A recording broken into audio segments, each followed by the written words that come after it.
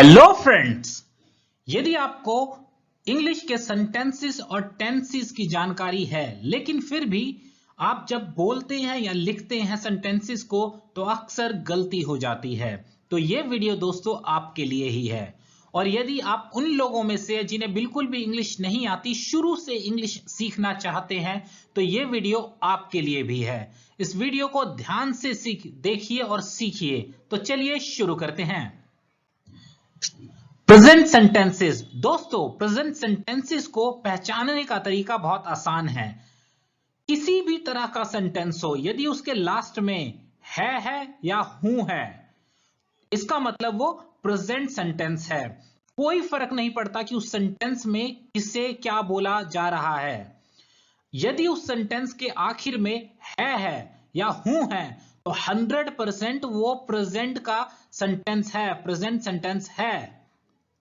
और इंग्लिश में present sentence जब भी बनाते हैं उसमें या तो इज आएगा, एम आएगा, आर आएगा, हैज आएगा, हैव आएगा या वर्ब की फर्स्ट फॉर्म आएगी। इन्हीं में से कोई एक चीज जरूर आएगी। इज आएगा, एम आएगा, आर आएगा, हैज आएगा, हैव आएगा या वर्ब की फर्स्ट फॉर्म आएगी। इनके बिना प्रेजेंट टेंस या प्रेजेंट सेंटेंस बन ही नहीं सकता दोस्तों। तो आपको हिंदी में याद रखना है या हूं है, तो इसका मतलब वो प्रेजेंट टेंस या प्रेजेंट सेंटेंस है। और इंग्लिश में यदि आपको दिख जाए उस सेंटेंस में is, am, are, has, have या फिर वर्ब की फर्स्ट फॉर्म, इसका मतलब वो 100% प्रेजेंट सेंटेंस है। और अब पास्ट सेंटेंसेस पे गौर करते हैं। हिंदी में यदि किसी भी सेंटेंस में था है लास्ट में, थी है, थे है, या है, ई है, ये है, ए है, हुआ है, हुई है, या फिर कोई ऐसा वर्ड है लास्ट में जिसका स्वर आ या ई से खत्म होता है, जैसे कि गई, आई, मिली, खाई, हंसा, रोया, तो ये भी पास्ट सेंटेंसेस हैं।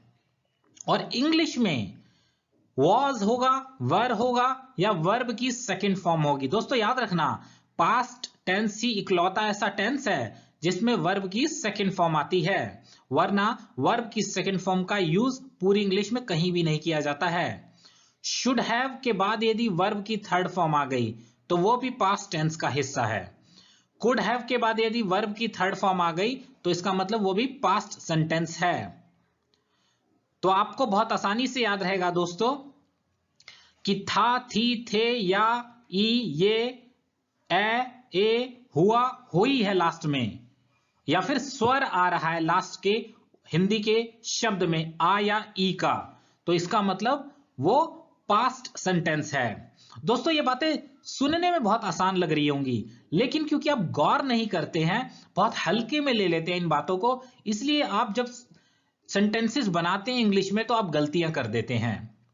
तो आपको इन बातों को हल्के में नहीं लेना है, इन बातों को याद रखना है। was, were, वर्ब की second form, should have plus verb की third form, could have plus verb की थर्ड फॉर्म, इनमें से कुछ भी होगा तो वो 100% पास्ट सेंटेंस है। अब फ्यूचर सेंटेंस की बात करते हैं। ये दोस्तों सबसे आसान होता है। हिंदी में लास्ट में गा, गे, गी सुनाई देगा, जैसे कि जाऊंगा, खाऊंगा, वो आएंगे, मिलेंगे, वो रोएगी, हंसेगी, कपड़े पहनेगी, तो ये सब फ्यूचर सेंटेंस हैं। और इंग्लिश में आपको नोटिस करना हो, पहचानना हो तो विल या शैल लिखा होगा। और याद रखिए दोस्तों, विल शैल के बाद वर्ब की फर्स्ट फॉर्म आती है।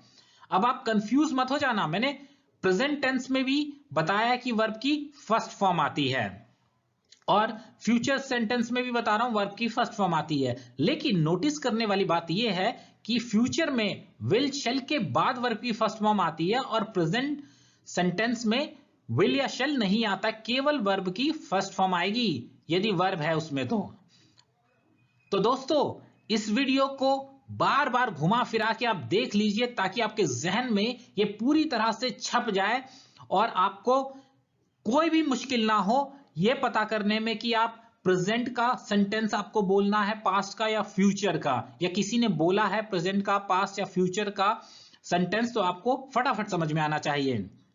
दोस्तों यदि आप चाहते हैं कि मैं is, am, are, was, were, has, have, will, shall, could have, should have, इन सब के बारे में डिटेल से आपसे बात करूं, आपको समझाऊं कि कैसे इस्तेमाल होता है, तो इस वीडियो को जरूर लाइक करें, शेयर करें। आपका लाइक इस वीडियो को करना इस बात का इंडिकेशन है कि आप चाहते हैं कि मैं इस बारे में डिटेल से वीडियो बनाऊं, जिससे आप और इंग्लिश सीख सकें। इस वीडियो को देखने के लिए शुक्रिया दोस्तों। Bye friends.